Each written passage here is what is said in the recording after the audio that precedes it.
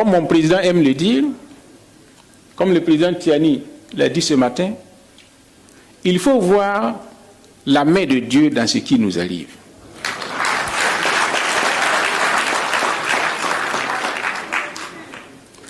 Dieu sait utiliser le mauvais pour une bonne cause.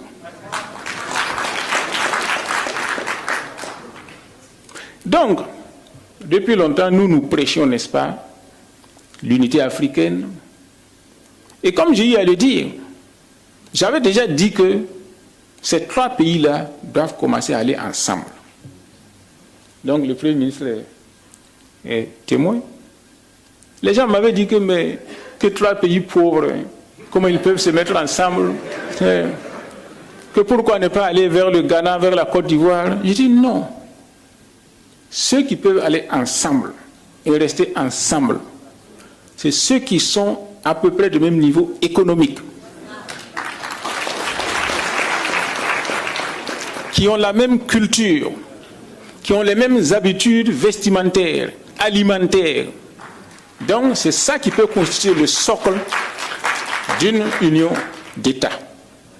Et quand vous regardez le Mali, le Niger et le Burkina Faso, c'est la même culture, c'est les mêmes habitudes alimentaires, c'est le même niveau de développement. Il n'y a pas un État qui peut prétendre à un impérialisme sur l'autre et vice-versa.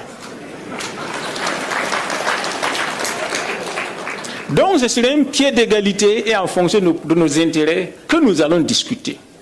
Voilà pourquoi j'avais toujours pressenti que ces pays-là devaient être ensemble.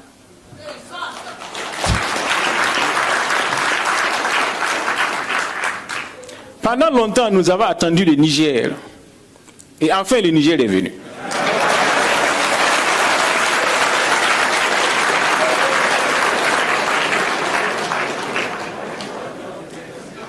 Pendant le FESPACO, j'ai reçu le ministre tchadien de la Culture. Et je lui ai dit, le Mali et nous avançons vers l'union. Nous vous attendons aussi. Alors, aussitôt au Burkina Faso, j'ai reçu tout un tas de volets qui disent que oui, voilà, que les Tchadiens sont pro-français, que pourquoi moi je m'adresse à eux, etc.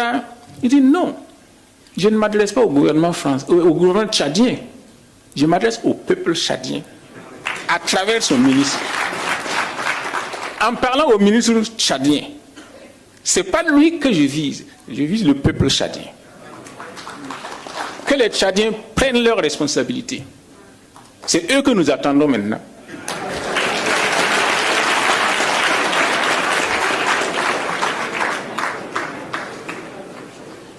Et donc, ce que je vais vous dire maintenant, c'est quoi? C'est que chez nous, au Burkina Faso, nous sommes en train de réfléchir sur la nouvelle constitution. Notre première constitution, celle de 1959, le premier président est venu avec ça de Paris dans sa poche.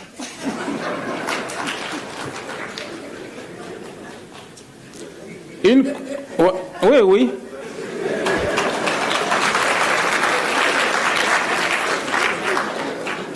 Une constitution rédigée par Michel Debré.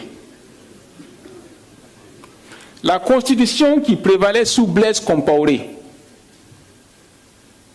a été finalisée par Edmond Jouve, un professeur français.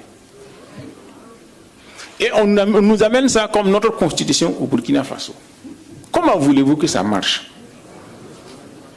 Donc maintenant, nous sommes en train de réfléchir pour écrire une constitution totalement détachée du format français qui nous a été importé.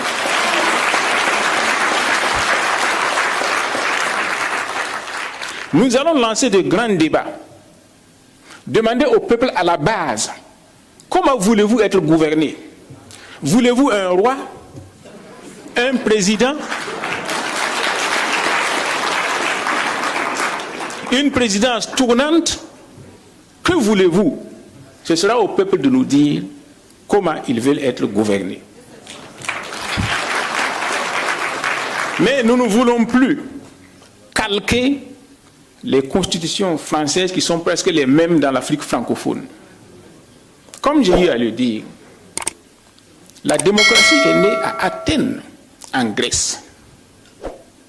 Et chaque pays occidental actuel a pris exemple sur ça pour l'adapter à son contexte. Pourquoi ils ne veulent pas que nous adaptions aussi la démocratie à notre contexte? Si notre peuple dit « nous voulons être gouvernés par un militaire », pourquoi nous allons le refuser?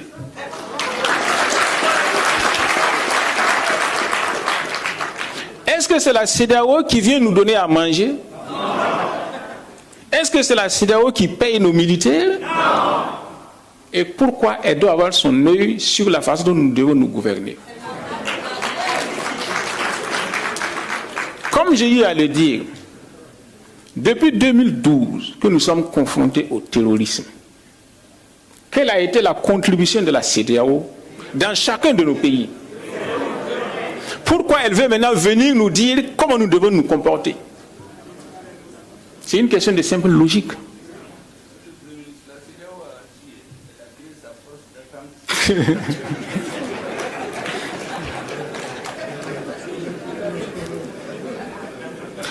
Donc, il ne faut plus qu'on se laisse divertir.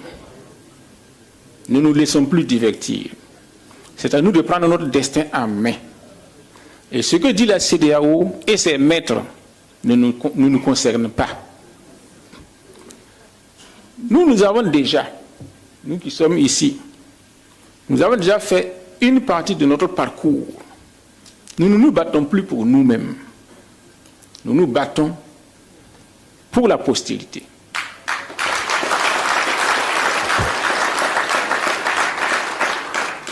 Et comme j'ai rappelé ce matin, quand le général Tchiani est venu au pouvoir, nous ne le connaissions pas. Donc on ne savait pas vers où il devait aller, où il pouvait aller.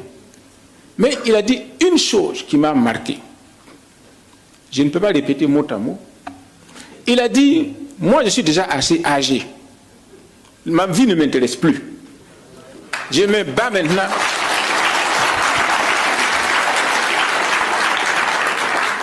Je me bats maintenant pour mon pays. Ça, je me suis dit, voilà un homme.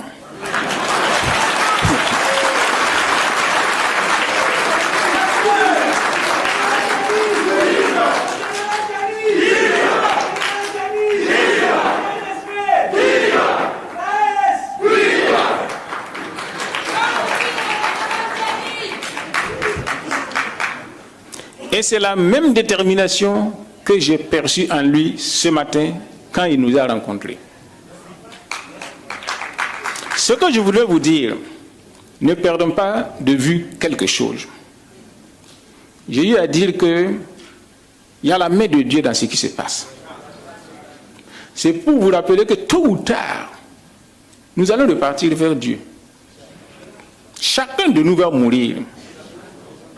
Faisons en sorte que quand nous allons mourir, nous ayons la fierté et le regard ferme devant notre Créateur. Que nous ayons la conscience d'avoir mené une vie utile. À quoi ça sert à un chef d'État d'accumuler des milliards? Nous en avons vu ici, les Mobutu, etc. Où c'est parti? Mieux vaut laisser un idéal, une spiritualité, un sens de vie à la postérité.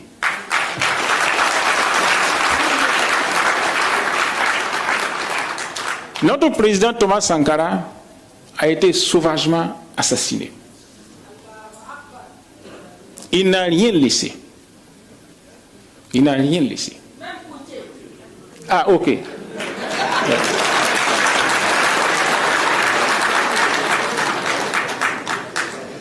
Mais aujourd'hui, son nom traverse toute la planète. Ça doit être un idéal pour nous. Et donc, si nous avons cet idéal-là, je suis sûr que nous pouvons aller très loin. Maintenant, ce que je vais vous demander, et que je ne cesse de demander, l'une des raisons pour lesquelles les précédentes fédérations ont aussi échoué, ce sont les égoïsmes nationaux. Mettons un terme à ces égoïsmes-là.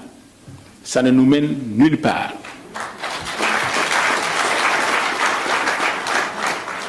C'est ça qui a construit l'Amérique. En Amérique, les colons sont venus de partout. Des Allemands, des Anglais, des Italiens. Mais ils se sont dit tous, nous avons la même destinée. Et ils ont construit leur pays. Donc à partir de maintenant, disons-nous, que tu sois du Mali, que tu sois du Niger ou du Burkina, nous avons la même destinée. On y va ensemble.